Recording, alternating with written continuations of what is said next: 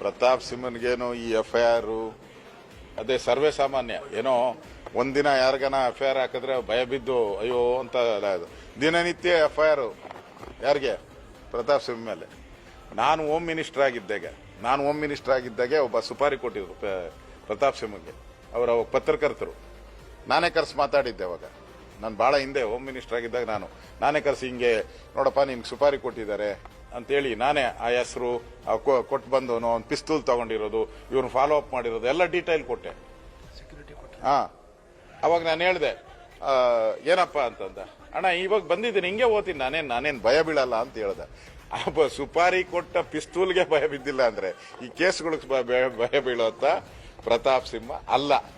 ಆ ಸಂದರ್ಭದಲ್ಲಿ ನಾನೇ ಅವರಿಗೆ ಸೆಕ್ಯೂರಿಟಿ ಕೊಟ್ಟೆ. ಅವರು ಪತ್ರಕರ್ತರು, ಅವರು ನಿಮ್ ತರ ಪತ್ರಕರ್ತರಾಗಿದ್ರು, ಅಂಕಣಗಳನ್ನು ಬರಿತಾ ಇದ್ರು. ಆ ಸಂದರ್ಭದಲ್ಲಿ ನಾನೇ ಬಲವಂತ ಅವ್ರು ಬೇಡ ಅಂತ ಹೇಳಿದ್ರು. ನಾನು